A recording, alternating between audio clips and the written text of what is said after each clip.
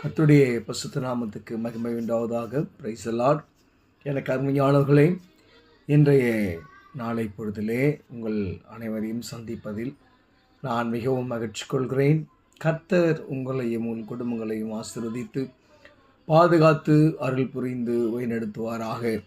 அருமையானவர்களே, இன்றைய நாளுக்கான இறை வாக்கியம் யோபுவின் புஸ்தகத்திலே 42ஆம் அதிகாரம் கடைசி அதிகாரத்திலே 10ஆம் திருவார்த்தை. ரொம்ப அழகான ஒரு வார்த்தை. யோபு எல்லாவற்றையும் இழந்தவனாக, தன்னுடைய சரீரத்திலே வியாதி கொண்டவனாக இருக்கிற சூழலில் அவர் சொல்கிறார். அவர் பண்ணுகிறதான ஒரு காரியம் பாருங்கள். 10ஆம் வசனம். யோபு தன் சிநேகிதனுக்காக வேண்டுதல் செய்தபோது கர்த்தர் அவன் சிறையிருப்பை மாற்றினார். யோபு முன் இருந்த எல்லாவற்றை பார்க்கிலும் இரண்டத்தனையாய் கர்த்தர் அவனுக்கு தந்தளினார். அருமையானவர்களே, நாம் எப்பேற்பட்ட சிறையிருப்பில் இருந்தாலும் சரி, எப்பேற்பட்ட கஷ்டங்களில் இருந்தாலும் சரி, நம்முடைய ஜெபம் நமக்கான ஜெபங்கள் மட்டுமே இல்லாதபடிக்கு நம் சிநேகிதருக்காக நாம் ஜெபிக்க அழைக்கப்படுகிறோம். ஏன்னு சொன்னால், இதில் ஏன் விசேஷம் என்னடான்னு சொன்னால், யோபுனுடைய நிலைமை எல்லாத்தையும் இழந்துட்டார். வியாதி, அவனுடைய பிள்ளைகள்லாம் இறந்து போயிட்டாங்க.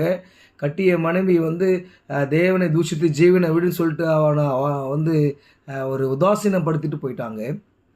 அப்பேற்பட்ட சூழல் நண்பர்கள் வராங்க, அவனுக்காக துக்கம் கொண்டாடுறாங்க. அவங்களும் ஒரு சூழ்நிலையில் எதுக்கு இப்படி நீ கஷ்டப்பட்டுட்டு இருக்க, தேவனை தூஷித்து ஜீவனை விடு அப்படின்னு சொல்கிறாங்க. ஆனால் யோபு கடைசி வரைக்கும் பொறுமையாக இருக்கிறாரு. கர்த்தர் கொடுத்தார், கர்த்தர் எடுத்தார். கர்த்தருடைய நாமத்துக்கு ஸ்தோத்திரம். அவருடைய வாயில் வந்த வார்த்தைகள் அருமையான ஒரு வார்த்தைகள். இன்றைக்கி நம்ம சின்ன சின்ன சோதனைக்குள்ளாக கடந்து செல்லும்போது நாம் ஆண்டவரை கேள்வி கேட்கிறோம். அநேகர், ஏன்ப்பா எனக்கு இதெல்லாம் அனுபவிச்சிங்க, நான் என்ன பாவம் பண்ணேன் அப்படிலாம் நம்ம வினாவுறோம். ஆனால் அதெல்லாம் நாம் சகித்த பிறகுதான், அந்த சகிப்புத்தன்மையில் கூட, அவ்வளோ கஷ்டங்களில் கூட நாம் நம்முடைய சிநேகிதர்களுக்காக பிறருக்காக நாம் வேண்டுதல் செய்யும்போது கர்த்தர் நம்முடைய சிறையிருப்பை மாற்றுகிறார். அதனால் நீங்கள் என்ன கஷ்டம் வந்தாலும் சரி, நம்முடைய ஜெபம் நம்மளுக்காக மட்டும் இருக்கக்கூடாது. நம்முடைய சிநேகிதர்களுக்காக, நம்மை நிந்தித்தவர்களுக்காக, எல்லாருக்காகவும் நம்முடைய ஜெபம் இருக்கணும்.